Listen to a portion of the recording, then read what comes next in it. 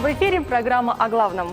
Сегодня в студии для вас работаем мы, Екатерина Карпухина и Владимир Сенюшкин. Здравствуйте! Сегодня о главном мы поговорим с Егором Афанасьевичем Борисовым. Приветствуем главу Якутии. Уверена, беседа будет очень интересной.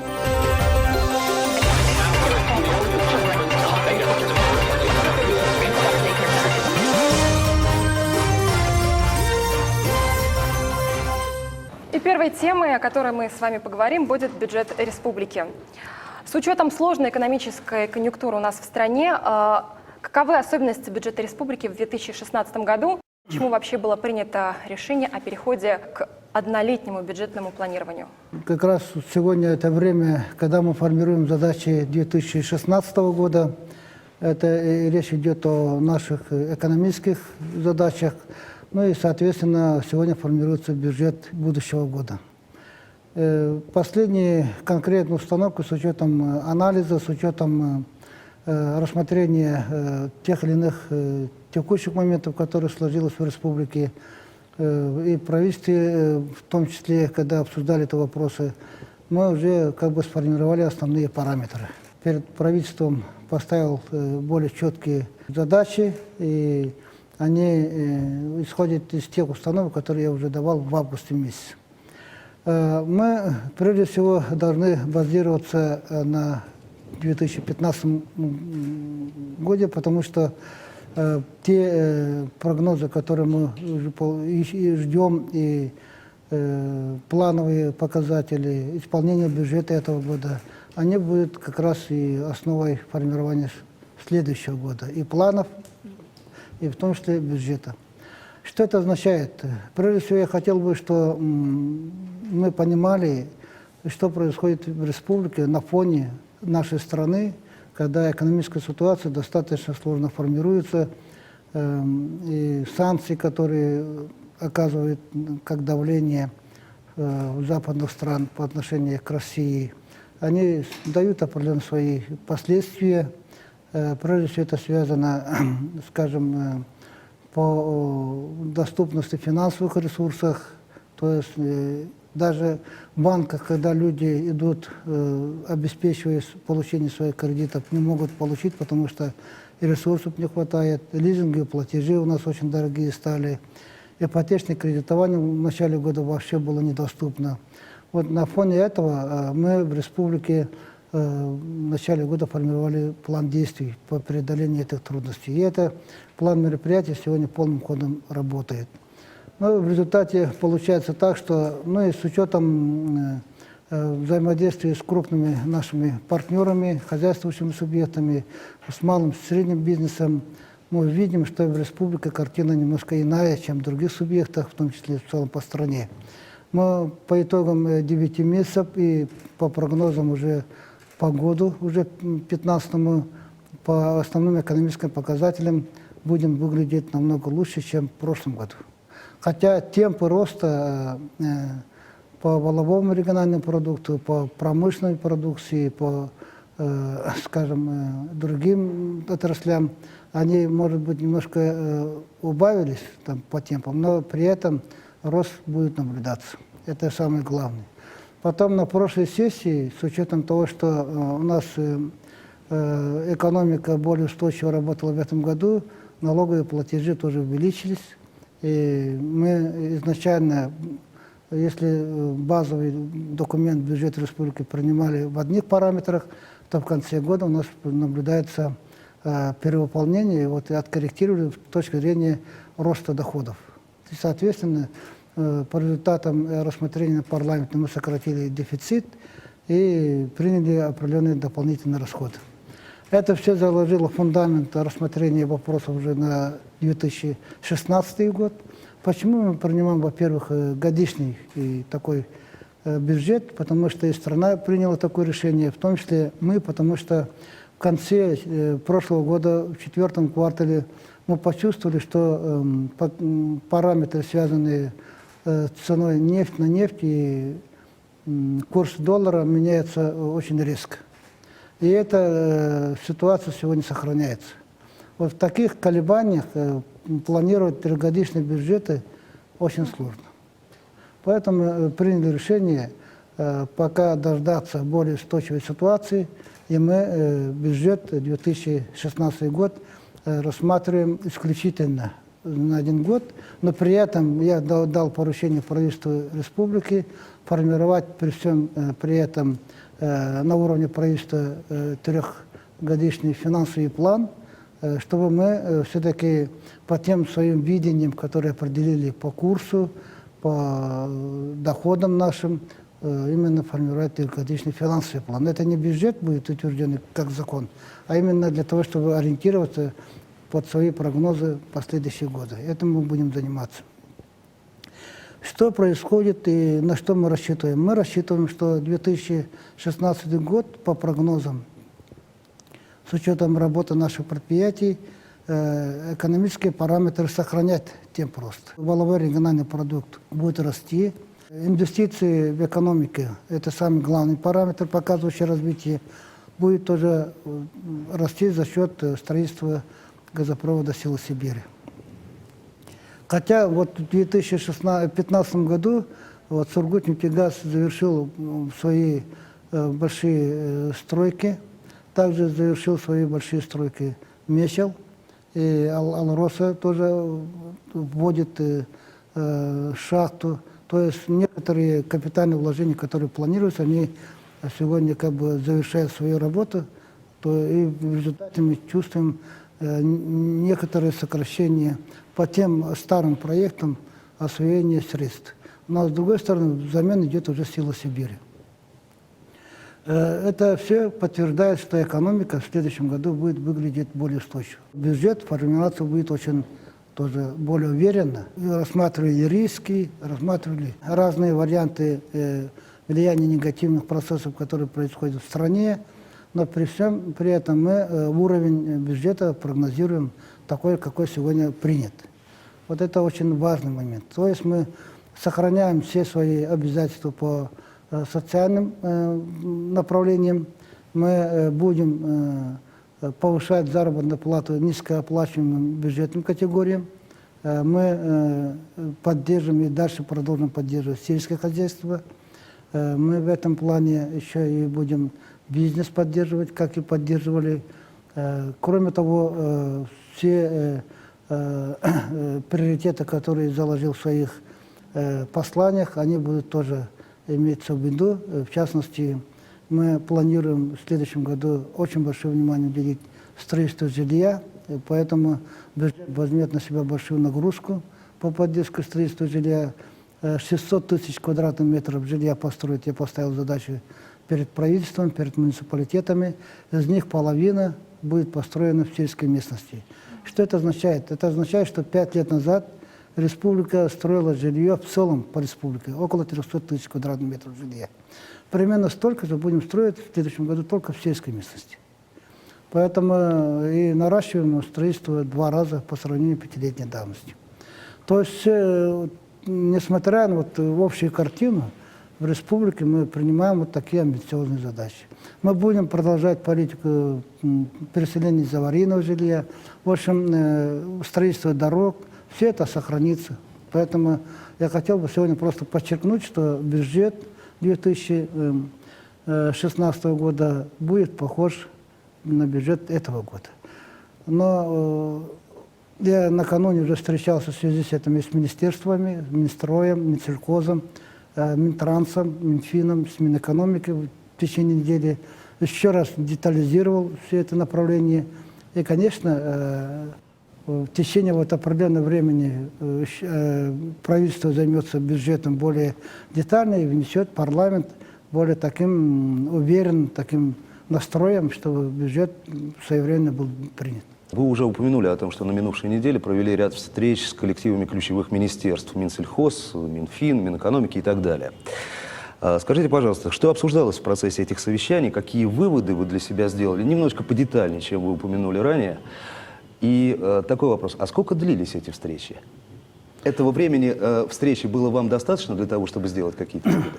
Встречи с населением, например, да, или с министерством я никогда формально не провожу. Я всегда стараюсь дойти до истины. Поэтому, может быть, кому-то это не нравится, кому-то нравится, но При этом для меня важно увидеть настроение людей в той общности, где я нахожусь. Если я с населением встречаюсь, я хочу узнать настроение людей, какие проблемы их беспокоят.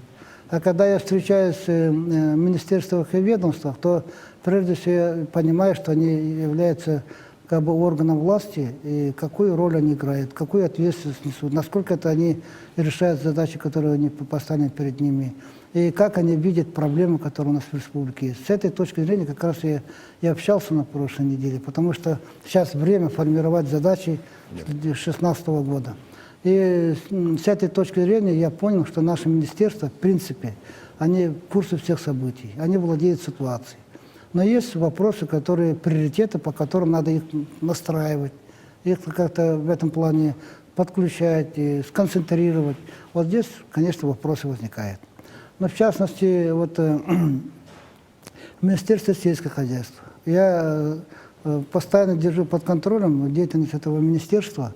И когда мы общались, я все-таки почувствовал, что по тем или иным приоритетам нам необходимо. Вот мы в прошлом году обсуждали вопросы на втором съезде сельхозпроизводителей. Там люди очень много говорили, на что обратить внимание. Это имеется в виду создание материальной базы по переработке, по хранению сельхозпродукции. Это сегодня является основополагающим для того, чтобы гарантированно сбывать продукцию, собирать у людей продукцию. Но это вопрос, например, системно не решается. Или вопросы поддержки наших людей на местах. Государство помогает нашим товаропроизводителям определенными субсидиями, деньгами и так далее. Но при этом люди, которые работают непосредственно на производство, например, есть крестьянское хозяйство, а там есть у него скот, корова, их доят дояры. Зарплата, уровень зарплаты этих дояров очень маленький, скажем, 15-20 тысяч рублей, а доходы, которые получает крестьянское хозяйство, они не соотносятся с этими доходами дояра. Поэтому я давал установку создать условия, чтобы гарантированно доярки получили не менее 25-30 тысяч рублей. Этот механизм еще не отработан. Вот на такие вопросы. Или Минстрой. В Минстрое у нас сегодня возникают проблемы, связанные с строительством жилья для многодетных семей. Мы как бы всему народу объявили, что их будем поддерживать. Землю выделили, а для того, чтобы жилье построить, там электричество, воду не подвели, участки до сих пор пустуют, жилье не строится. То есть это можем даже на примере города Якутска видеть. То есть вот такими проблемами, которые волнуют людей, но по которым недостаточно работает министерство, я обратил внимание. И это Минтранса касается, потому что по Минтрансу у нас проблемы перевозки, например, летом людей в Кангаласском улусе, например, до конца не решены. Вот по южным настигам, по берегу реки Лена, там очень сложно добираться. А там скоростных транспорта нет, а есть наши суда, которые сутками плавают. А людей это не интересует. Людям хочется комфортно, быстро ездить туда-обратно. Вот в этих вопросах стоимость билета очень дорогая.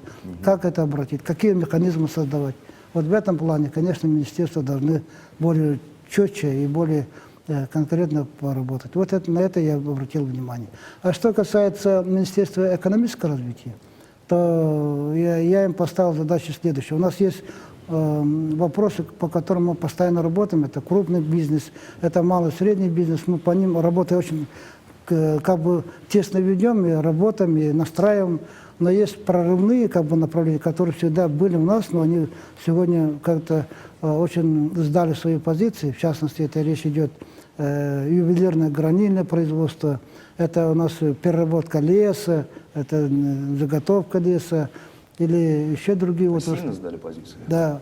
Вот я сказал, давайте обратить теперь внимание на эту отрасль, чтобы мы поддержали, чтобы создать какие-то программы, чтобы их поддержать и создать определенные условия развития. Вот Спасибо. такие вот, в общем, каждое министерство имеет какие-то особые проблемы. Вот Минфин тоже самое требует. Минфин, ну, очень консервативное такое министерство. Они работают по бюджетному кодексу, по законам, как будто они сидят и вроде нормально работают. Но есть вопросы, по которым надо обратить внимание. То есть сегодня депутатов и везде, у людей даже есть сознание, что когда бюджет рассматривается, они обращают внимание только на расходную часть. Все хотят делить деньги. А вот чтобы делить деньги, надо иметь эти денег. То есть это доходной части надо работать. А доходная часть откуда идет? Это налогов, от определенных платежей в соответствии с законом. Они как получаются? Эти доходы должны расти. А как должны расти? База, которая есть, она должна тоже как-то развиваться. Вот в частности, у нас налог на имущество – это один из самых хороших налогов, который дает доходы. Но само имущество, оно в очень многих юридических лицах, у многих физических лицах, оно не зарегистрировано, они налога не платят. Ну, да. Да, поэтому если Минфин поработал, чтобы эта работа была проведена по регистрации имущества у физических и юридических лиц, налоги бы увеличились. Или там по другим платежам, по земельному налогу. Это самый базовый налог для муниципалитетов. На земле тоже вроде хозяин есть, но они не зарегистрированы, налог не платится. Ну, может быть, это дело надзорных органов, а Да, нет, не но это Минфина. все в наших руках, это республики. Это должен инициировать как заинтересованная сторона Министерства Понятно, финансов. понятно. Вот такие замечания, такие направления были сделаны вот в работе с этим министерством. Можно ли сказать, что эти министерства являются наиболее проблемными в таком случае? И планируете ли вы другие встречи в других министерствах? Нет, обязательно буду, потому что сегодня формируется задача экономического и финансового плана. Потом будут рассматриваться вопросы уже гуманитарного направления. Вот поэтому со всеми министерствами, конечно, встречи будут. Региональное отделение Общероссийского народного фонда выступило с критикой по поводу закупки госсобранием ЛТМ 17 автомашин на сумму 25 миллионов рублей. Вот как вы считаете, такие траты, они необходимы? Мы живем в таких условиях, у нас железной дороги нет, у нас авиатранспортом каждый день летать невозможно, вертолетом летать невозможно. В ближайшие районы ездить, по населенным пунктам ездить, нам машины нужны. Для депутатов, для государственных служащих, для ответственных людей. Они работают на это. Для нас это рабочий инструмент. Но, с другой стороны, когда речь идет о выборе техники, то, конечно, здесь перебарщивать нет необходимости. Вот есть машины, но сегодня в республике иностранной марки машин очень много. Буквально 60 с лишним процентов населения имеет иностранные марки машин. Но это не говорит о том, что мы должны все переходить на иностранные машины. И у нас в отечественных, скажем, производителей есть хорошие машины. Поэтому выбор определенный какой-то есть. Но когда речь идет о затратах, здесь наши инженеры, наши механики подтверждают, что расходы по бензину, расходы по запчастям, они у наших отечественных больше, чем иностранных. Но, с другой стороны, речь идет о стоимости машин. Здесь, конечно, вот перебарщивают о том, чтобы мы приобретали машины по 5-6 миллионов или по 3-4 миллиона, это, я считаю, нет необходимости. Надо навести порядок в целом в госзакупках, не только централизовать закупку, еще надо теперь уже переходить на качественные показатели. То есть не перебарщивать, там, не обязательно надо дорогие вещи покупать, а чтобы нормально, культурно было вещи покупать, я попросил ОНФ участвовать при государственных закупках. Я буду устанавливать лимит, скажу, вот машины по такой-то стоимости дороже нельзя покупать. Или там какую-то мебель для каких-то кабинетов нельзя покупать дороже, чем это. Или еще строительный ремонт ведут какой-то. Я говорю, вот в таких случаях вот, могут дорогие вещи, там мрамор, такие не использовать, такие лимиты будут устанавливать. Ну, дороже какой требования, суммы да. нельзя покупать. В этом машины. случае он имеет право, вот им даю, идите, участвуйте, проследите. Или кто-то хочет вдруг купить, пусть идет, вам доказывает. Доказывает, и вы убедитесь, что это необходимо, тогда вы соглашаетесь, тогда будет реализовано. Представители ОНФ это поддержали. Я вообще-то сторонник того, чтобы у нас общественность участвовала в контроле деятельности органов власти, и в том числе речь идет о общественных инициативах, которые, чтобы мы улучшали свою жизнь по ведению хозяйства, по решению проблем и так далее. И непосредственно главную роль я отвожу на контроль. Для этого я в свое время инициировал закон о общественном контроле. Этот закон принят. Поэтому я попросил ОНФ, давайте мы системно будем работать. Не искать где-то горячие факты, а именно системно работать. Вот у меня есть указ о развитии села, я к ним обратился. Это указ очень нужен людям, но он недостаточно работает. Давайте прослеживайте, проконтролируйте, где узкие наши места, проверьте, занимайтесь этим делом. Вот они, в принципе, согласились. То есть мы должны делать так, чтобы общественность везде и всюду, и общественная палата, и Народный фронт, и другие общественные советы, которые работают. Я приводил очень много примеров, когда общественность очень активно работает в Нерюнгри, в Алдане, в Булунском районе, в сельских местностях. Они же все приносят только пользу. И я своим коллегам, министрам и членам правительства говорю, вы не бойтесь общественности. Вот у нас в республике не только общественность, вот то, что блогеры есть, это тоже хорошо. Когда интернет-издания у нас есть, много у нас интернет-изданий, более 20, которые свободно работают. Около 200 у нас всяких печатных изданий есть. Так называемые желтые, там еще какие-то, и государственные в том числе. Они нужны для нас. Вот это нас подтягивает, нас немножко подстегивает, чтобы мы влево, направо не ходили, потому что это не нарушали законы, не нарушали все это дело. Вот это, я за это рад, и чтобы мы всегда находились под зорким взглядом. Тогда нам спокойно жить будет. А вот там, где нету, там газеты придавлены, интернет-издания придавлены, там, где не знаешь, что такое WhatsApp, там много событий происходит. Об этом мы слышим иногда. Ну, Егор Афанасьевич, с вашего позволения, продолжим о деньгах и о зорком взгляде. Да. Вы уже в процессе беседы, неоднократно, просто неоднократно упомянули о том, что сами зачастую становитесь мишенью для различных нападок, скажем так. Цитата в связи с этим. От 14 октября этого года просто с нескольких сайтов. Если раньше главе Республики Саха-Якутия Егору Борисову причиталось из бюджета 5,8 миллиона рублей, то теперь 8,2 миллиона. Рост почти на 42%, конец цитаты. Во-первых, позвольте собственную шпилечку такую, это в год или в месяц? А во-вторых, правда это или нет, и что вы можете тогда ответить на это? Понимаете, здесь,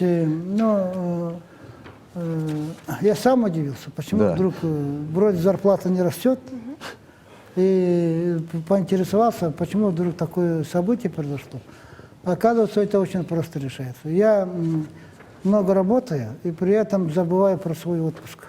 Вообще забываю. Вот я иногда, когда журналисты спрашивают, а чем вы дышите, чем вы отдыхаете, чем вы интересуетесь, а я живу работой. Это факт, это никто оспаривать не может. Потому что если вдруг один выходной останется какой-нибудь такой свободный, даже если в семье окажусь, я там начинаю террором заниматься. Я спокойно не могу. Вот они говорят, иди работай, это лучше будет для нас и для вас. Поэтому с этой точки зрения я раньше не думал, что надо каждый год получать полноценный отпуск.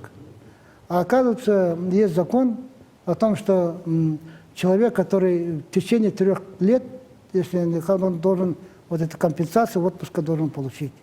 Да. Но вы, понимая мой уровень зарплаты, и учитывая, что я 3-годичный отпуск накопился, я вынужден это принять, она отражается в фонде зарплаты. Вот и получилось так, что вот эта сумма отпускных, они добавляются к основной зарплате. И вот это разовая вещь. Это разовая, да, разовая. Поэтому что это по моей переходе выросло. Но просто единственное скажу, у нас, например, растут затраты на командировочные.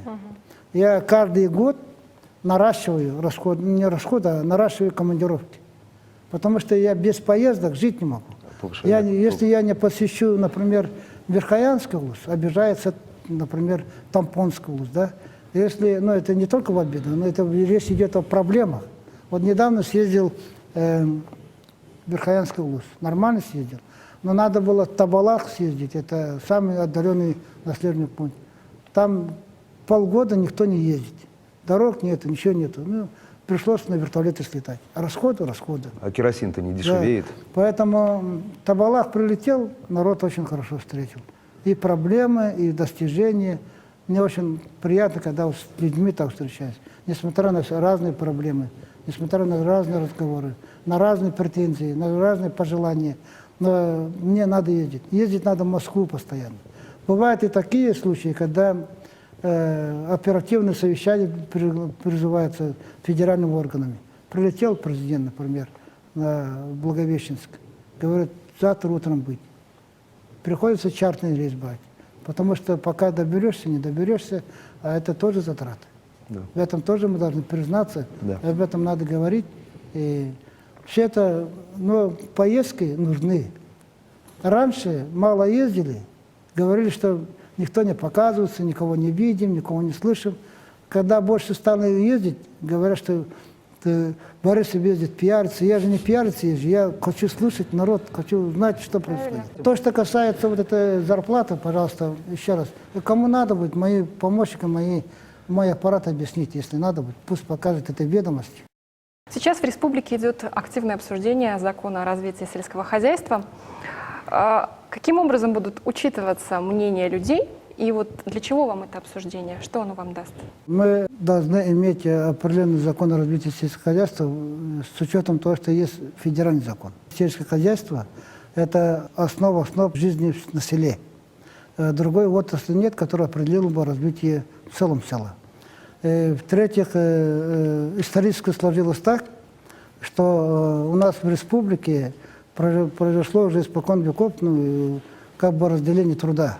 То есть, это я хотел подметить обязательно, чтобы понимали, русскоязычное население сегодня представляет промышленность. Это исторически сложилось.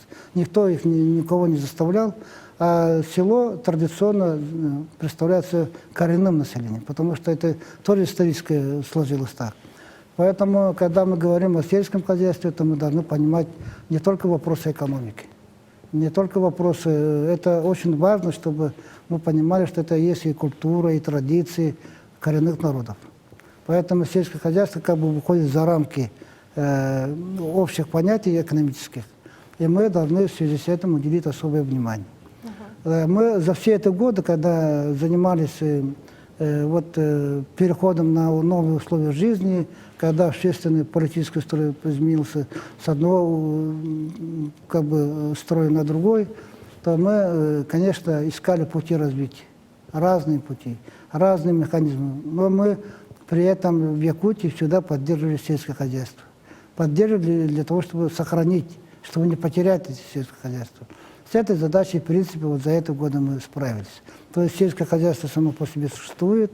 Мы населенные пункты, которые есть в сельской местности, не сократили при всех сложностях. Если мы поедем по центральным областям и краям Российской Федерации, то мы увидим там десятки, тысячи поселков закрыто. Этого у нас не произошло.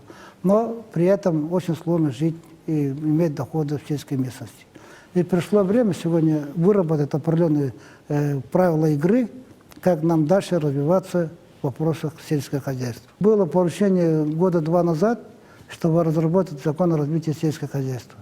Этот закон базировался, законопроект, который был разработан нашим министерством и соответствующими структурами на базе закона Российской Федерации о развитии сельского хозяйства.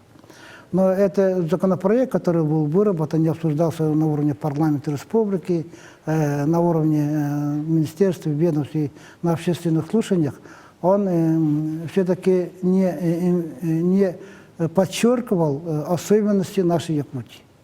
Потому что введение сельского хозяйства в Якутии – это абсолютно другое хозяйство, чем в Центральной России, в южных там, субъектах Дальнего Востока. Здесь особые климатические условия, особая транспортная доступность, это огромные территории, ограниченные сельхозугодья и так далее. То есть есть определенные особенности. В связи с этим я, когда изучил представленный уже законопроект, я сказал, что такой закон не пойдет.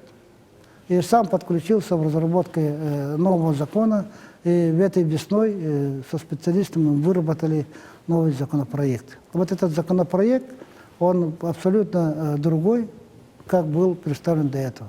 Вот и эту работу я опробировал в населенных пунктах, встречался с фермерами, встречался руководителями муниципалитета, подсобными хозяйствами, организаторами сельхозпроизводства. Мы обсуждали в Чуровчинском районе, в Бусалданском, в Верхневелийском. И как они И оценивают? тогда, когда они посмотрели, поддержали, что такой закон приемлем, тогда я дал задание обсудить широко.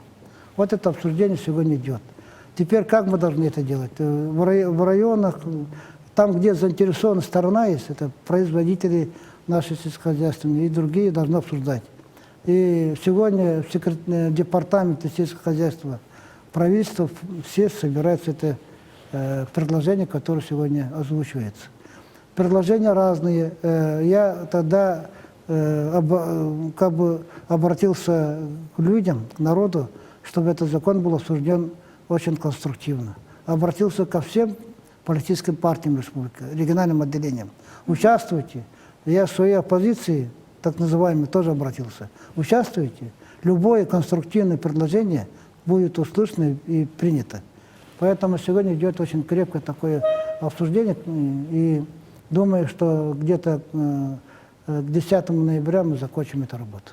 И в ноябре внесем, и надеюсь, что парламент поддержит и в декабре примется закон. Ну вот как вы относитесь к тому, что Эрнст Березкин разработал и публиковал альтернативный вариант закона о развитии сельского хозяйства? Я обратился ко всем. Очень много предложений сейчас идут. Но если у них есть предложения, то если бы это не популистские, мы будем рассматривать. Если популистские, как они раньше говорили, вот половину бюджета отдайте сельскому хозяйству или еще что-то отдайте, такие, конечно, приниматься не будут, потому что они нереальны. А мне надо, чтобы мы принимали закон реально работающий, нужный, чтобы правила игры люди понимали в любом направлении сельского хозяйства. А общими словами, там, я вам там столько-то, сделай столько-то, такие законы. А мы же это в школе уже проходили. В 90-х годах, в 2000-х годах нам сегодня надо заниматься реальными делами. Якутская государственная сельхозакадемия не получила аккредитацию по экономическим и юридическим специальностям. Сейчас стоит вопрос, что будет со студентами, которые обучались на этих факультетах. Вы лично на федеральном уровне пытались решить проблему. Вот каким результатом удалось прийти? Не хотел бы кого-то обвинять, просто сама система образования, которая есть у нас и работала не только на территории Якутии, по всей стране, она как-то с точки зрения эффективности, с точки зрения качества образования имеет очень много недостатков. В связи с этим и правительство Российской Федерации, и Министерство образования и науки Российской Федерации приняли решение ужесточить требования. Я вынужден был встречаться вот совсем недавно с министром науки и образования Российской Федерации Дмитрием Викторовичем Ливановым. И мы обсуждали этот вопрос. Я поставил вопрос ребром. У меня самая главная сегодня задача, чтобы это дети, которые поступили, поверили, что если лицензии, есть разрешение, они поступили на учебу, получить государственный диплом. Чтобы была гарантия этого государственного диплома тем ребятам, которые учились в ЕГСХ в это время. Вот мы посоветовали с ним, пришли к единому мнению о том, что эти дети должны быть обеспечены условием получения государственного диплома. Это что означает? Это означает о том, что мы некоторые, которые ближе к специальности, это в основном речь идет об экономистах, другие факультеты, которые связаны с управлением, с менеджментом, это приемлемо. А что касается юристов, мы договариваемся с Северо-Восточным федеральным университетом, чтобы они продолжили учебу там и там получили государственный диплом. И министр это предложение поддержал. То есть сама сельхозакадемия не могла решить это не проблема, только наша Якутская сельхозакадемия, это в целом по стране, ко всем сельскохозяйственным академиям, учебным заведениям поставили требования и уже изымают лицензии, изъяли лицензии у многих таких учебных заведений. С другой стороны, мы упустили ситуацию в целом сельхозакадемии. Нам надо было, когда все эти вопросы стояли, если бы более такую наступательную позицию занимали руководство Академии, то мы могли бы заранее принимать меры, скажем, превентивные, чтобы переориентировать наших студентов и создавать какие-то другие условия. Но, к сожалению, мы поставлены перед фактом сегодня. Но думаю, что все-таки все это события произойдут без ущерба для наших ребят. Дай бог. Ну, раз уж у нас сегодня достаточно откровенная беседа, затронем другую тему. В СМИ много шумихи вокруг персоны министра профобразования Дмитрия Глушко. Вот как вы относитесь к тому, что многие, кто высказывается, в том числе и журналисты, достаточно жестко его критикуют? Нелицеприятно, скажем так. Но Дмитрий Евгеньевич, он очень эрудированный и очень, ну, скажем, уже подготовленный специалист. В этом я абсолютно не сомневаюсь. Но по стилю работы у каждого есть свои недостатки.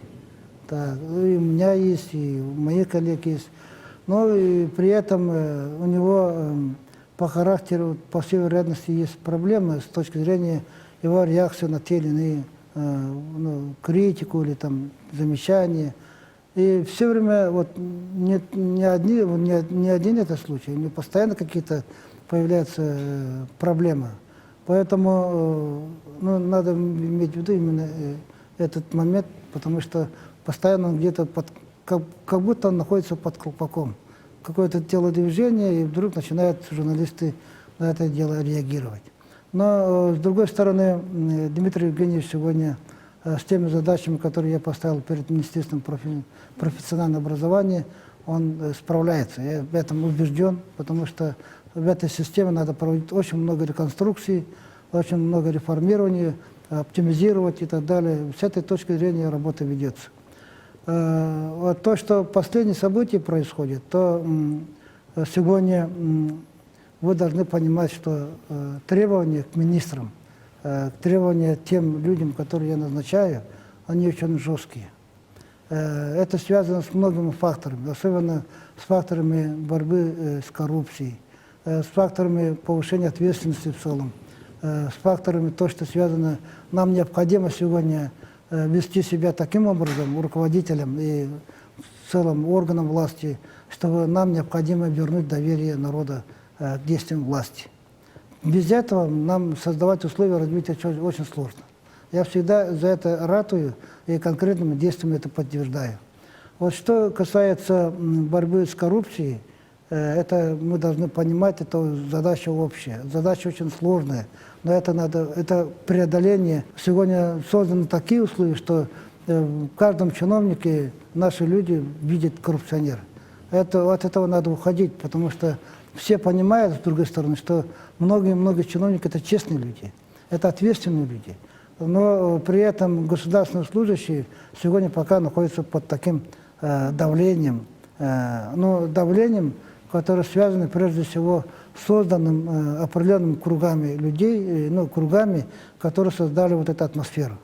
Здесь большое влияние имеют и так называемые блогеры, которые через интернет-издания создают тоже, они реагируют на разные события, и они иногда бывают очень острый такой характер имеют. Поэтому вот вокруг Глушко, наверное, такая ситуация создана. Поэтому мы, в частности, я как руководитель республики всегда реагирую, когда возникают определенные вопросы, и начиная, насколько возможно, разбираться. И если это мои компетенции, то я обязательно принимаю меры. Я давал поручение уже проверить в части учебы сына, поступления в учебу сына. Есть департамент по противодействию коррупции, работа с правовыми структурами, который очень интенсивно сейчас начал работать. И через них, и в соответствии с законом, мы проводим проверку. Комиссия, которая работала по проверке, и комиссия, которая работает по конфликту интересов, считает, что конфликт интересов здесь произошел. Поэтому мера будет принята, об этом руководители уже знают. Но я просто хочу сегодня еще, это не только по отношению к Глушко идет, понятно, по другим идет проверки.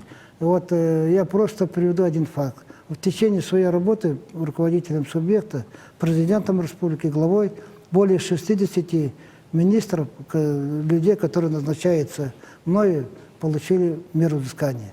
Кто-то уволен, по этих фактах вы хорошо знаете, получили выговоры, замечания или несоответствие занимаемой должности. Поэтому с этой точки зрения у меня достаточно четкое такое более требование для того, чтобы повысить ответственность. А что означает сегодня борьба с коррупцией, в моем понимании, по которой я веду большую работу? Во-первых, конечно, это повышение ответственности. На любом месте чиновник, служащий должен чувствовать ответственность, за что он отвечает, за что он должен нести ответственность. Во-вторых, если вдруг какие-то нарушения, он должен почувствовать эту ответственность. На нее надо воздействовать. Этим я занимаюсь. Второе, сегодня очень много соблазнов, в которых пишут люди, о том, что люди получают откаты, служащие, особенно при размещении государственных заказов, муниципальных заказов. 3 года назад в республике все органы государственной власти, то есть все чиновники во всех министерствах и ведомствах занимались размещением госзаказов. То есть государственные деньги выделяются, под них заказывается там оборудование, техника, там, книги или еще что-то, мебель, и по ним создавались комиссии, и каждый размещал. Вот это являлось соблазном для чиновников. Каждый мог бы там что-то видеть, где-то выгоду, с кем-то договориться, с кого-то уговорить. Я сказал, этого не будет.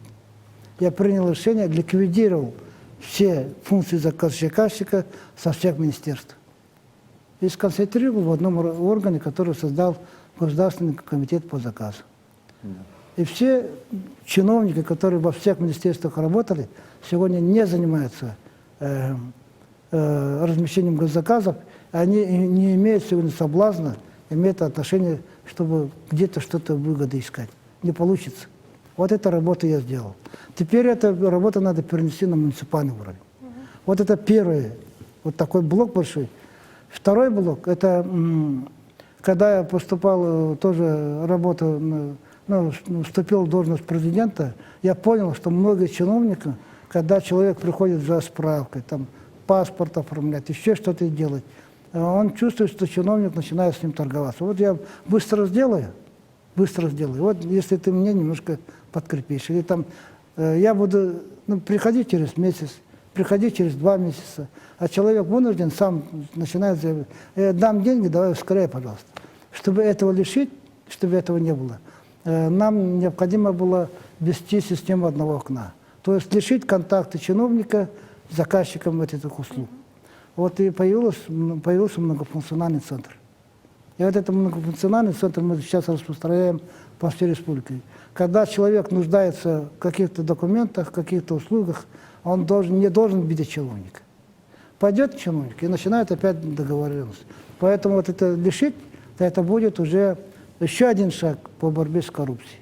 Вот такими шагами мы должны двигаться и исключать и заниматься. И последнее, вот то, что я вначале говорил, повышение ответственности. Начинать надо с себя, своим живым примером. Про меня много пишут, но ни одного факта не подтвердят. Понимаете?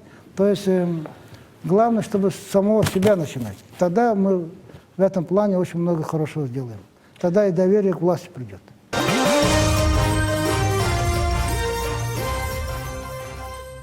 — 24 сентября произошло крупное ДТП с участием народного писателя Якутии Николая Лугинова, унесшего жизнь годовалого ребенка.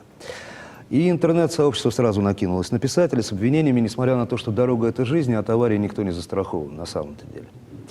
Вопрос в другом. Как вы считаете, присутствует ли в нашем обществе атмосфера нетерпимости, агрессии? И если да, то с чем это связано? Конечно, это несчастье. Факт состоялся, несчастье произошло, трагедия. В каждом случае решается судьба человека. Человек должен нести адекватно по закону ответственность. Другого варианта нет. Иногда про меня говорят о том, что вот Егор Ахманович кому-то там может обратиться, кому-то помочь. Многие, кто рядом со мной, это хорошо знает и ко мне не обращается. Николай Алексеевич, если бы не знал, он ко мне бы тоже обратился. Сказал бы, Егор Афанасьевич, вот ситуация такая, давай помоги мне. Но он знает мою позицию, он ко мне не обращается. Я, например, за всю свою деятельность,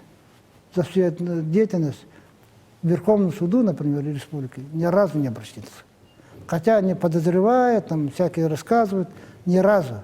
Я единственный раз обратился по отношению одного человека, когда речь шла о рассмотрении дела на коллегии. Не на суде, не в Верховном суде, а на коллегии. Когда люди, много народа обсуждают. И тогда я просто обратился в связи с тем, что ко мне обратился с заявлением человек. И это заявление я переадресовал коллеге, потому что речь шла. Но не адресовал, сказал, соблюсти объективность рассмотрения дел. Все, я отправил. Вот это единственный случай был. Больше в моей жизни не было такой практики. Поэтому с точки зрения ответственности человека, с точки зрения, это должен определить суд и закон. Конечно. Ну а что касается второй части вопроса, о том, что агрессивности, если нет, во-первых, я по себе это знаю. Потому что определенная группа людей или определенная группа, которые ищут какой-то интерес и решают свои узкие интересы, они постоянно на мою персону нападают. Постоянно. Это я знаю. И я по себе это чувствую, знаю, так? Но я не реагирую, потому что я вижу, что вот эта агрессивность, это состояние определенного круга лиц в свое время когда-то пройдет. Потому что нам пережить надо это время. Поэтому тогда, когда речь шла о таких вещах, когда вот, говорят мне, ну давай судись, там, затыкай рот, там, еще такое, я говорю, терпите, и со временем все это произойдет. Если посмотреть ситуацию десятилетней давности и сравнить с сегодняшней, небо и земля, там еще хлеще было. Так. И сегодня все-таки потихоньку все это идет. А в чем причина, что такая агрессивность появляется? Те люди, которые преследуют свои цели, ну, кто-то зарабатывает на этом. Потому что не на чем зарабатывать, и они на этом зарабатывают. Чьи-то заказы выполняют. Или обиженные есть, да, которые каким-то образом хотят это отбить свою обиду. Ну, есть люди, которые просто этим занимаются. Им интересно этим заниматься. Кому-то больно делать, кому-то что-то делать. Все это уйдет очень просто. Уйдет в том случае, если мы подведем это под персональную ответственность. Если бы каждый, кто пишет такие вещи, подписался бы своей фамилией, именем, отчеством, то он через определенное короткое время, мы увидим, у нас все порядок.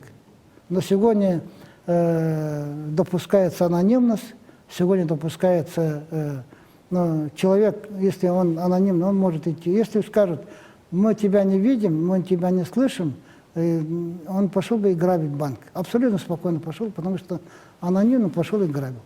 Никто на него обращать внимания не будет. В этом случае они вот этой напряженностью, этим своими действиями, они не добиваются того, чего хорошего якобы хотят добиться. Но может быть выплеск вот этой вот агрессии еще и тем обусловлен расслоением, очень резким расслоением общества? Да нет, я бы так не сказал, потому что там и сидят, заказчиками выступают самые такие продвинутые представители общества. Там есть и политические лидеры, там есть и так называемые олигархи и так далее. Поэтому не надо так говорить о том, что там слишком опускавшиеся люди сидят. Просто в основном это заказ. Так. Что касается оценки, вот смотрите, две одинаковые события, в обоих случаях неосторожные, в моем понимании. Один наехал человека здесь, ребенка, другой наехал там, зимником наехал, убили. Отношения вот этих людей, которые пишут, разные. В одном большая агрессия, а в другом защита. События-то одни и те же. Или наоборот, две разные события. Один очень важный, скажем, вопиющий факт, он оценивается как бы посредственно. А другой маленький факт, например, Глушков, Глушков тоже субъект постоянного контроля. Вот скажем, а на него наезжает, как будто он самый последний человек. Конечно, но если нарушил, он ответит. Нарушает, он отвечает. Но при всем при этом оценка событий разная. Это показывает то, что это люди не объективны, это показывает то, что это люди преследуют конкретные цели и задачи. Вот так я понимаю. В середине сентября СМИ писали о противостоянии населения Ленёкского района разработке одного месторождения компании «Алмаз-Анабар». Но дело в том, что они хотели вести разработку. По словам населения, на месте это является священным местом, священной землей для местного населения. Вот какой выход из ситуации, какой компромисс может быть в этой проблеме? Ну, это речь идет на «Алмаз-Анабара» под руководством Да. Матвея Николаевича Евсеева. Но мы ко всем недропользователям относимся одинаково, требуем одинаково, чтобы они соблюли те или иные требования законов. В частности, речь идет о экологической безопасности, речь идет о определенных требованиях подхода к освоению так называемых особо охраняемых территорий. Вот как раз этот случай связан именно с такой территорией. Мы одинаково ставим требования, чтобы перед тем, чтобы осваивать те или иные месторождения, недропользователи должны прийти и провести общественное слушание. То есть о своих намерениях они должны довести до общественности. Мы, так же, как и работа с общественностью в целом, мы требуем, чтобы и в таких крупных вопросах они занимались. Так делают все недропользователи. Так делает и Ростехнологии, они очень в том же Ленёкском районе также делали. Но никак нельзя пренебрежительно относиться к местным людям. Это касается и приезжающих недропользователей, это касается и наших недропользователей. Но здесь получилось так, что у Матвея Николаевича, к сожалению, второй случай. Первый случай произошел тогда, когда он брал на территории Хангаласского улуса, напротив Ленинских столбов, в районе реки Синяя, он брал карьер. И то же самое, без общественного слушания, без ничего, взял, отвел себе участок и хотел это освоить. Этого нельзя было допускать. Там он получил определенный отпор, и он закрыл свой карьер. То же самое произошло здесь. Он не провел подобающим образом. У него 4 месторождения там, по 4 месторождениям. И, конечно, вошел в конфликт с местным населением. Надо всегда, при всех сложностях, при всех определенных проблемах, надо к людям обратиться. Я всегда говорю, обращайтесь к людям. Народ мудрый. Если хорошо убедить, хорошо рассказать, они поймут и поддержат. В этом случае они пренебрегли, и такое противостояние получилось. Но я не хочу, чтобы здесь на этой почве какие-то дальнейшие трения произошли. Поэтому я давал поручение правительству, чтобы отрегулировать и поговорить на эту тему. Но есть люди, которые в политическом плане тоже хотят таким образом что-то воспользоваться, но это не значит, что проблема не должна быть отрегулирована. Я думаю, этот вопрос мы до конца доведем, все будет нормально. Если они не убедят, я буду убеждать, Лично. что это надо для республики, для самих же оленёкцев. В 2016 году в Якутии планируется ввести 600 тысяч квадратных метров жилья. И уже сказали, что половина из этого будет построена на селе, а половина в городе. А какая часть будет отдана под упомянутое уже переселение из ветхого и аварийного жилья, а какая под коммерческую реализацию? И как вы думаете, та часть, которая будет отдана под коммерческую реализацию, эта часть будет куплена населением? По строительству жилья у нас очень много механизмов, которые мы пытаемся реализовать. Тот опыт, который имеем, и тот опыт, который имеется и в целом по России, и в том числе тот опыт, тот механизм, который мы сейчас собираемся выработать по поддержке, особенно в сельской местности, и по тем программам, которые мы реализуем в целом. Мы сейчас их собираем в кучу, это и по Минсельхозу есть, и по Минстрою есть, и потом даже можем вернуться к тем, которые в свое время работали, потом приостановили. Например, так называемый пилотный проект, который в Якутске работал. Поэтому сейчас механизмы, вот дано поручение, и вот как раз в Минстрое, когда мы встречались, обсуждали эти вопросы, какие механизмы могут быть эффективными. Самое главное сегодня, я поставил перед Минстроем задачу, чтобы и перед правительством, чтобы механизмы были понятными, доступными восприятию. А то у нас бывают такие механизмы нарисованы, что ни один человек даже захочет, идет, смотрит, а у него по каким-то критериям не подходит.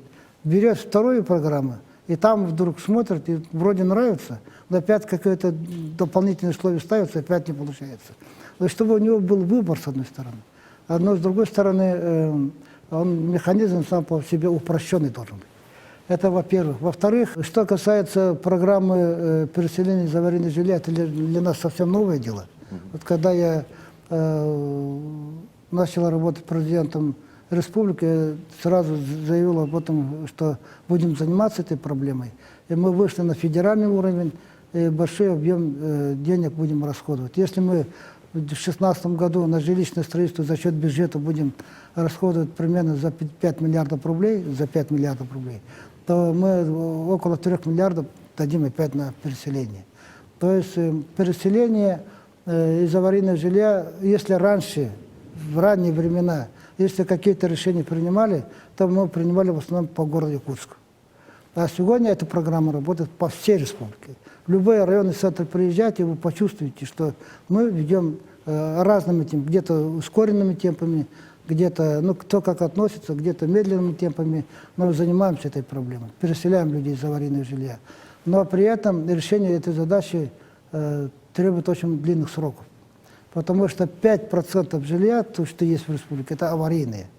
А в России это составляет всего 1,5%. Да. Да, в Дальнем Востоке 3%. А у нас самый большой объем аварийного жилья. Ну, условия вы сами знаете. В этом случае мы должны все-таки ввести, во-первых, освоить очень много денег, очень много. Примерно для того, чтобы решить полностью по республике эту задачу, надо было иметь примерно 120 миллиардов рублей. Когда мы приняли программу на 2012 год, 1 января, нам потребовалось только вот по списку, который был до этого, нам надо было иметь 30 миллиардов рублей. Вот с этой задачей мы сейчас и работаем. Вот в следующем году из этого объема 600 тысяч квадратных метров жилья 20% будет занимать вот это аварийное жилье. Теперь, что касается некоммерческих объемов, то мы считаем, что в начале 2015 года были определенные проблемы. В основном некоммерческие проекты идут через ипотечное кредитование. Люди берут кредиты и идут на коммерческое... А работает ипотека? Да, ипотека в начале года застопорилась. Да. В целом по республике, в целом по стране. Но мы приняли определенные меры для того, чтобы ипотека сама по себе ожила, и она сегодня в Якутии уже как бы определенным образом уже через использование механизма Алмаз-Агенбанк, это наш банк, мы ее поддержали, этот банк, в результате ипотека через нее, и кроме того мы уставный капитал нашей ипотечного агентства республики РИА тоже уставным капиталом усиливаем, и начинаем уже как бы новый уровень, новый период запуска этих проектов. Поэтому у нас пока сегодня трудности есть, но мы, как в целом в других субъектах или в целом по стране, не тормозились. Мы уже начинаем оживать. Но и эта работа будет продолжена в следующем году. Во-первых, уровень зарплаты, уровень доходов населения резко не сократилось. Номинальный уровень зарплаты растет, но единственное, съедается за счет инфляции. Но это все-таки уровень сохранился. С другой стороны, темпы строительства не сокращаются. И в-третьих, мы все-таки ставим требования и понимают наши строители, застройщики о том, что квадратный метр резко поднимать не надо. Вот это сейчас главный параметр. Если это выдержим, то мы коммерческие объемы тоже в следующем году будем осваивать. Есть предпосылки это выдержать? Да, есть, потому что все-таки мы сегодня вот по этим 3 параметрам, если сохранимся, то люди пойдут. Да. Раз уж мы заговорили о жилфонде, вообще об аварийном жилье, то стоит вспомнить случай, который произошел в августе в городе Якутске. Дом начал разрушаться по проспекту Ленина, 27. Тогда вы лично взяли под свой контроль ситуацию. Вот как сейчас обстоит ситуация и почему вы должны решать проблемы городского уровня? Каждый руководитель имеет свой стиль работы, свою ответственность, уровень ответственности. Если с этой точки зрения подойти, то, конечно, смотрите, чтобы рядом с домом правительства падает жилье, и не быть слепым на это, с моей стороны, было бы, конечно, вообще некрасиво, некорректно. Это одно дело. Но самое главное, я когда вступал в должность и президента, потом главы республики, определил приоритеты. Конечно, это приоритеты известны людям. Прежде всего, это, конечно, речь идет о сельском хозяйстве, прежде всего, это речь идет о промышленности, потому что промышленность – это базовая отрасль, за счет которой живет вся республика. Мы приоритетом определили Арктику. Мы принимали даже целый год, и мы повернули наши и органы власти, и как бы людей наших, чтобы обратили внимание на Арктику. И чем мы сегодня занимаемся. Еще одним приоритетом тогда я определял, и по ним идет очень большая работа, это город Якутск. Это столица нашей республики. И республика сама по себе считает республикой большой, со своими ресурсами, со своими задачами на развитие. Эта республика должна иметь достойную столицу. Поэтому, вы, наверное, многие знаете, 5 лет назад как выглядела город Якутск, столица наша. Но надо это было подтвердить конкретными делами, и были приняты решения с моей стороны выработать для Якутска конкретные направления развития. Что я сегодня выдерживаю, это что требую. Вот первые шаги были сделаны в связи с подготовкой в 2012 году игр «Дети Азии». Было вложено в город Якутск со стороны республики 12 миллиардов рублей. Сейчас, вот в прошлом году был принят указ о поддержке города Якутска, и по дорогам мы очень много средств вкладываем, по жилью, по переносу из аварийного жилья, по строительству социальных объектов. Это же именно реализуется сегодня то, что делается в городе Якутске, реализуется именно в рамках этой программы. То, что я определил, город Якутск должен выглядеть достойно. И в центре мы уже сегодня можем по центру ходить и говорить, что мы уже что-то добиваемся. Так, поэтому вот эту географию от центра надо расширять до периферии. И вот по дорогам, по строительству жилья, вот мы открыли детские сады в этом пригородном, строим объекты Мархе и так далее. Это же в пределах вот именно той республиканской поддержки. Если вот в этих случаях, когда мы говорим о том, что мы принимаем решение поддержать город, и городское управление мэрия города Якутска в этом плане должно шевелиться крепко и реализовать этот проект. В этом случае горожане, конечно, будут чувствовать, что делается в целом по республике в том числе. Потому что благодаря именно такой позиции город ожил. Город уже превращается немножко в другое видение. Вот. А что касается этого здания, то там бюджетные расходы не несем. Я сразу условия поставил. Единственное, жители попросил, чтобы они не ставили условия, чтобы это жилье, которое они получают, было прямо на Ленина. Потому что мы достойное жилье в пределах центральных районов города Якутска дадим.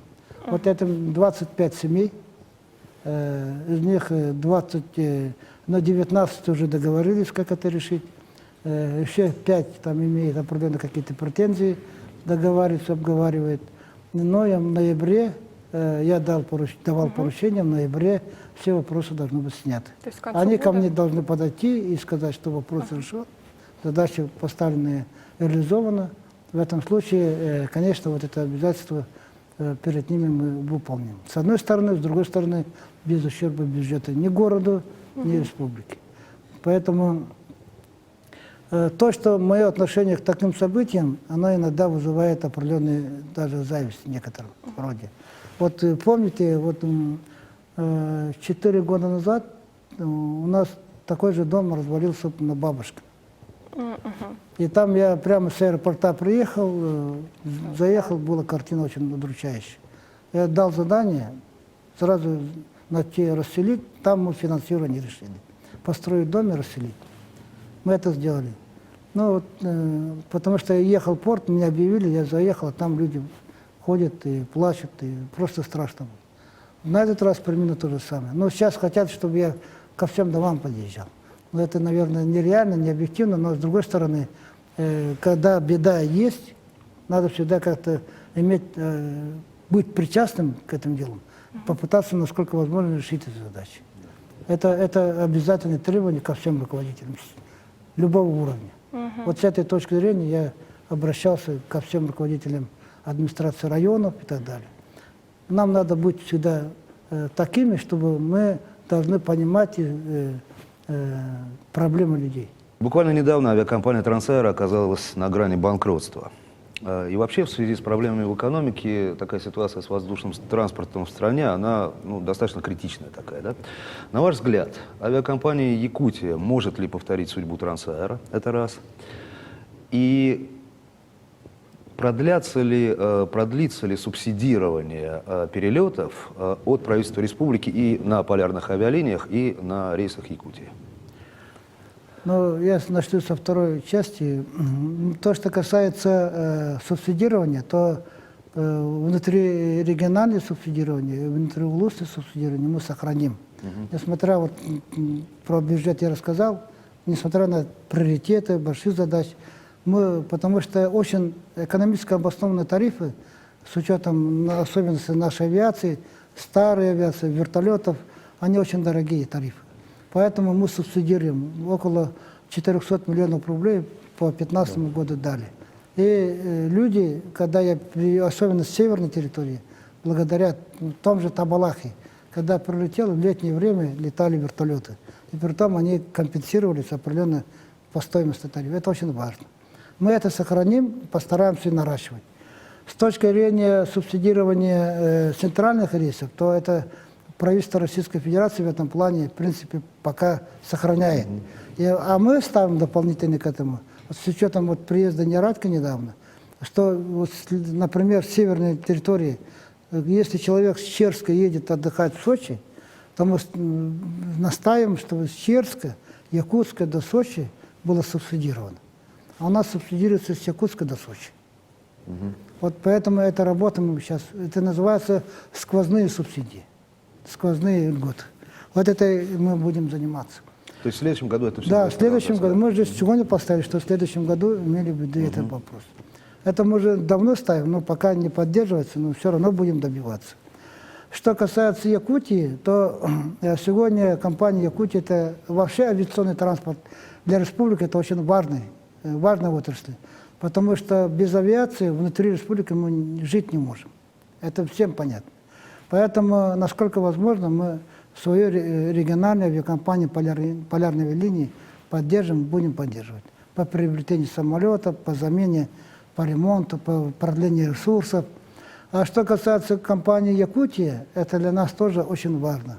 Не столько постольку, что эта компания возит наших людей, а столько постольку нам через авиакомпанию «Якутии» надо регулировать рынок по Якутии.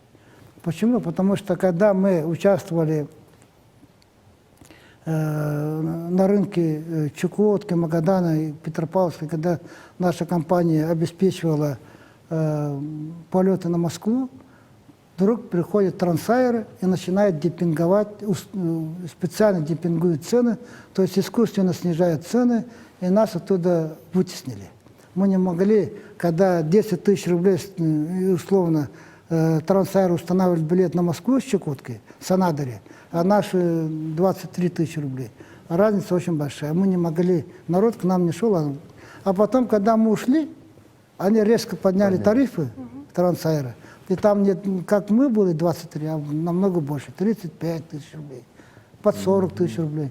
И тогда чтобы такого не было у нас в Якутии, именно с Якутска, если мы компанию Якутию потеряем, то придет другая компания и начнет этим заниматься. Чтобы этого не было, мы компанию Якутию будем сохранять. Сохранять с точки зрения обслуживания не только магистральной линии, но и еще межрегиональные. То есть это речь идет Хабаровск, Приморье, там, тем более международные линии в сторону Китая, Кореи и так далее. Вот с этой точки зрения мы компанию будем поддерживать. Очень затратно, потому что затратно с точки зрения сегодня самолеты, которые обслуживают рейсы компании Якутия, они в основном получены под лизинг. Да. А под лизинг долларовый. То есть с прошлого года лизинговые платежи резко поднялись в 2 раза. Почти 2 раза. Ну и с другой стороны, мы должны сделать так, чтобы компания укрепилась. У нее нет основных средств. Потому что самолеты не в собственности находятся. Они в собственности лизингодателей находятся. Поэтому активов мало у компании, чтобы получать кредиты, финансовые текущие задачи решать. Поэтому будем заниматься еще и укреплением компании с точки зрения увеличения уставного капитала. То есть практически авиакомпания живет с оборота просто? Да, только с оборота живет. Да. При оборотах еще эффективность использования транспорта тоже очень сложная. Зимой 40% нагрузки, летом только стараемся это делать. Поэтому компания Якутии всеми правдами, неправдами будем поддерживать. Да. Другая проблема воздушной отрасли – это реконструкция взлетно-посадочной полосы аэропорта города Якутск. Многие якутяне беспокоятся, что крупные авиакомпании просто перестанут к нам летать, и вообще вследствие этого вырастут цены на билеты. Насколько обоснованы такие опасения? Не, но что касается перестали летать, это, наверное, неправильно, потому что сейчас Аэрофлот летает одним из самых лучших самолетов. А-310 – это крупнейший самолет. Они летают сегодня. А Трансаэро не летает, потому что обанкротился. Так, что касается С-7, летает. Так, поэтому летает. Это сейчас и в перспективе. А вот есть разговор, который мы сегодня ведем, потому что мы очень долго ставили вопрос о включении реконструкции полосы номер 2. Это новая полоса, на которой летают наши самолеты, включить программу федеральную. Мы добились этого, включили, и с 2016 года должны реконструировать, то есть улучшить состояние дел. Там все-таки идет определенный, ну, скажем, износ, ухудшение качества покрытия. Но если они сегодня поставят на реконструкции в таком плане, как они сегодня имеют, то есть они как должны делать? Если вот это 3 километра полосы, и не 1/3 в этом году, ну, скажем, в 2016 году, 1/3 в 2017 году, 1/3 в 2018 году должны отремонтировать. Вот на 2/3 обычно садятся самолеты класса Boeing 737, то есть маленькие самолеты, которые берут там 100 человек на борт. Суперджет там и так далее. В этом случае вот те самолеты, которые сегодня летают, они, конечно, не будут летать. А это возможно по технике безопасности вообще, если на части полосы ведется? Да, вот они такую технологию ремонта, реконструкции выбрали. Понятно. Я говорю, руководством встречаюсь и в Министерстве транспорта, в том числе Нерадько, руководителем Росавиации, который на прошлой неделе приезжал, позапрошлой неделе. И мы обговорили о том, что такая позиция не подходит. Для нас не подходит. Потому что в летнее время за день в Москву летает более 1000 человек. Понимаете, очень много народу летает. И только в сторону одной Москвы. Поэтому нам нужны большие самолеты. Что надо делать? Ну, хотя бы класса не 330-го, а хотя бы 757-го Боинга. Так, это 150-200 человек. Не 300, не 350. Вот тогда в этом случае нам необходимо, прежде всего, отремонтировать полосу номер 1. Это старая полоса, которая заброшена. Если ее отремонтировать, средний, так скажем, самолет, они могут спокойно садиться. В этом случае без нагрузки и Аэрофлот, и С-7 все могут летать. Тогда без нагрузки мы могли бы претерпеть реконструкции полосы номер 2. Даже ускорить. Не на 1/3, а половину закрыть, подремонтировать, половину в следующем году и закончить. Вот эту работу мы сейчас начали. С этим Нерадько согласился. Но здесь необходимо не получить руководство страны.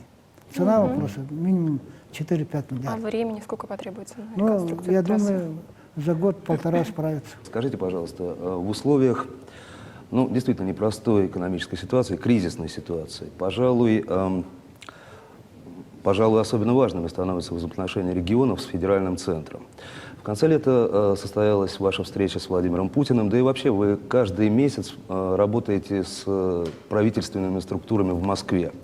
Скажите, пожалуйста, а эта работа ведется сейчас легче и проще, а может быть сложнее, чем год или два назад, когда ситуация была более стабильной? Львиную долю времени все-таки я оставляю здесь, в нашей Якутии. Очень большое время уделяю взаимодействию с муниципальным образованием. Это очень важный аспект. Я очень стараюсь и бывать на местах, потому что всегда надо свериться с людьми по тем или иным вопросам, которые я пытаюсь реализовать на территории Якутии. Ну и, конечно, взаимодействие с парламентом, работа с правительством требует очень много времени. А здесь мы четко, ясно видим картину взаимодействия. Но еще ответственно, еще очень нужно взаимодействовать и с правительством Российской Федерации, с его структурами.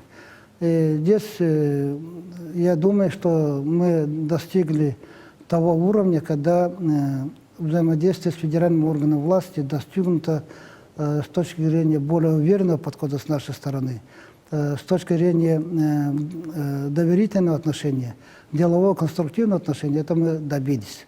Поэтому говорить о том, что легко или тяжело, это достаточно такое емкое понятие, но при этом скажу, что мы сегодня имеем все возможности убедить федеральный центр по всем сложным вопросам, которые касаются Якутии. Ну, может быть, не легко и тяжело, а плотнее стало это взаимодействие? Но вы сами почувствуете, если сегодня, во-первых, меня при необходимости принимают первые руководители страны, да. Во-вторых, взаимодействие с министром оно настолько плотно, что при любом звонке или при любом появлении проблемы они подключаются к решению этой задачи. Ну и самое главное, они же посещают Якутию.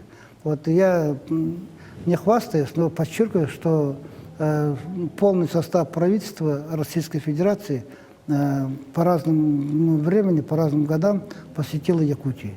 Начиная с первого руководителя, кончая даже министром юстиции, который считается в Российской Федерации невыездным, он побывал в Якутии.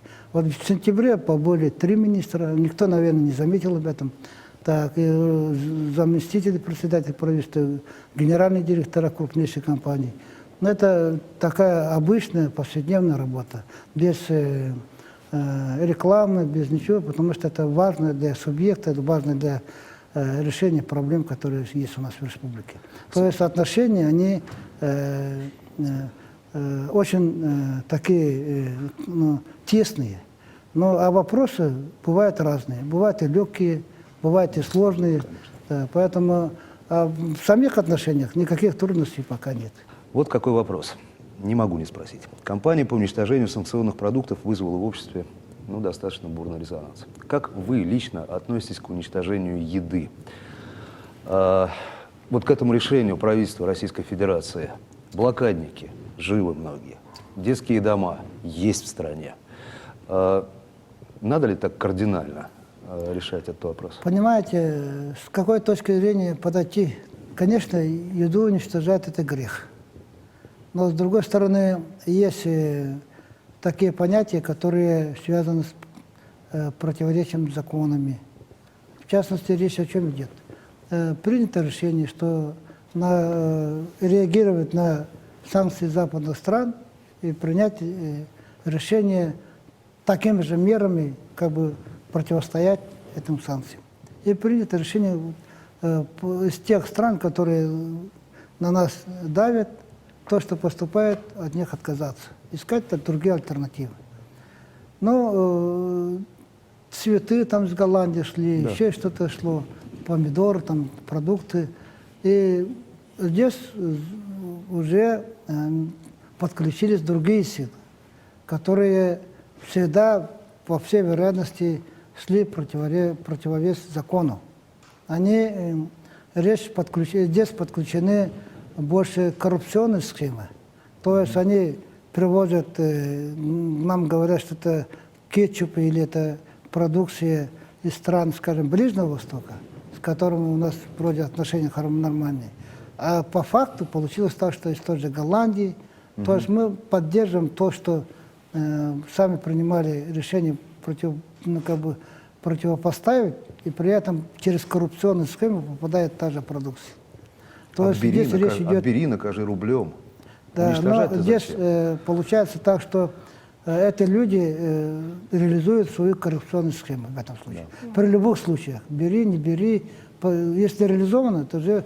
А мы сегодня поставили перед собой такие схемы, вообще с корня снимать. Вот и уничтожение, по всей вероятности, связано именно с таким подходом. Если бы мы голодали, если бы мы чувствовали, что от этого страдают люди, будут голодать, тогда еще можно было подумать, через какие механизмы национализировать государство, а потом... И реализовать. Да, тогда государство становится участником этих схем. Поэтому принято решение. Если бы был бы закон национализировать, а потом использовать по назначению, а там написано было уничтожить, чтобы эти схемы не работали, чтобы доходов не было. Главное, чтобы доходов не было. Они же доходы хотели взять. Это понятно. А вот недавно довелось слышать такое выражение «поддельный фарш». Это все в рамках, собственно, санкций и контрсанкций. А вообще, как вы относитесь к такому наклеиванию ярлыков? Вот поддельный фарш у них там, да? Ну, как может быть поддельный фарш? Ну, здесь надо разбираться по конкретным случаям, где поддельный, где не поддельный. А то, что касается накачивания всякими химикатами, это факт. Бывает. Да. Бывает. Потому что мы хотим экологически чистый продукт, а там получают продукт с использованием химикатов, различными добавлениями, чтобы, во-первых, внешний вид был хороший, во-вторых, объем был большой, ну и так далее, и так далее. С этой точки зрения, вот такие вещи обычно говорят, как вы говорите, фальшивые продукты. Поговорим о приятном, о спорте. Давайте. Да, якутские спортсмены очень радуют нас. В 2016 году Якутск примет 6-е международные игры «Дети Азии». Хотелось бы узнать, будут ли еще игры «Дети Азии» на нашей земле проходить, потому что... Конечно, будут. Оно было озвучено, что в 2020 году другая страна уже публично причем. Дело в том, что мы предлагали, это тоже честно вам скажу, что наши игры показать азиатским странам, не только у себя в Якутии все это делать. Мы предложили, что через игры, то есть в Якутске провели, потом через 4 года в другой азиатской стране, а потом вернуть в Якутск, потом опять через... Вот такую систему мы предлагали, чтобы распространять по Азии. Вот эта схема была предложена господину Ахмату Сабаху, президенту Олимпийского совета Азии, очень авторитетному человеку в мире спорта, и человек, который имеет очень большое влияние. И благодаря его мы сегодня получили благословение именно Олимпийского совета, Международного олимпийского комитета, и с точки зрения поддержки нашего президента Российской Федерации Владимира Владимировича Путина. Эти игры становятся каким-то брендом не только Якутии, но и теперь уже и России, и теперь азиатских стран, Олимпийского совета Азии. Это очень важный момент.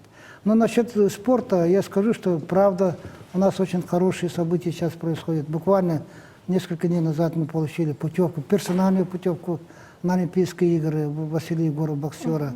До этого мы получили еще одну путевку для российской команды по вольной борьбе. Виктор Лебедев завоевал.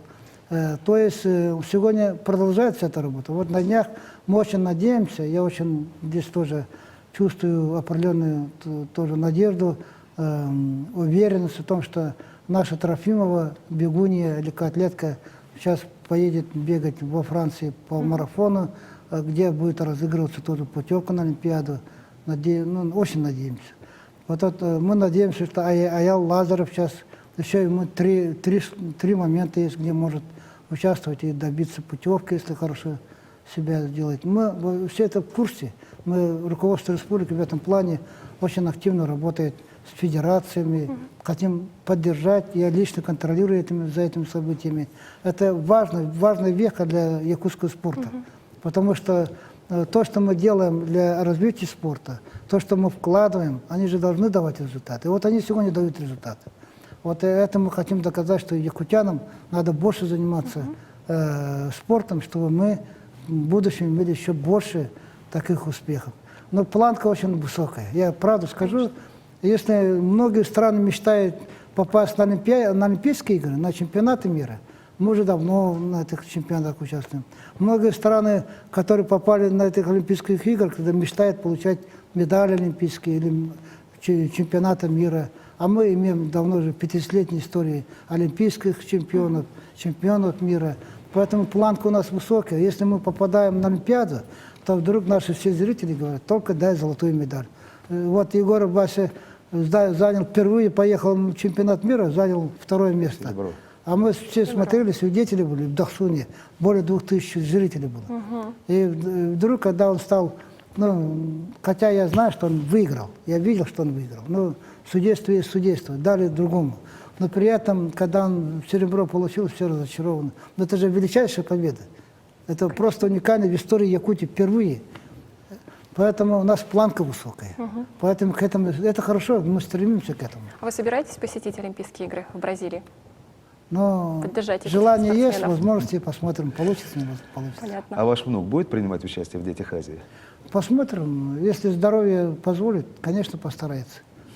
Мы сегодня затронули большое количество очень актуальных и действительно общественно важных вопросов, актуальных для каждого якутянина.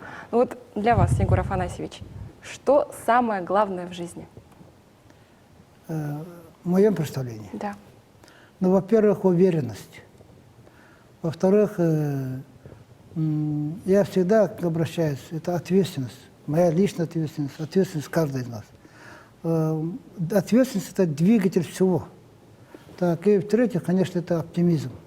Я Якутию 30-е годы 21 века, 50-е годы 21 века, я вижу, каким должна быть Якутия. Я хочу, чтобы все видели это. И чтобы мы занимались и участвовали в построении вот это видение, которое мы хотим получить в 30-е и 50-е годы республики. Вот это я хотел бы сегодня подчеркнуть. Егор Афанасьевич, спасибо, что нашли время ответить на наши вопросы. Как всегда, разговор с вами был очень интересный, и время за беседой пролетело просто незаметно. Для нас, во всяком случае. Конечно. Надеюсь, это не последняя наша встреча. Да. Спасибо. Сегодня о главном мы говорили с главой Республики Саха-Якутия Егором Афанасьевичем Борисовым. Всего доброго!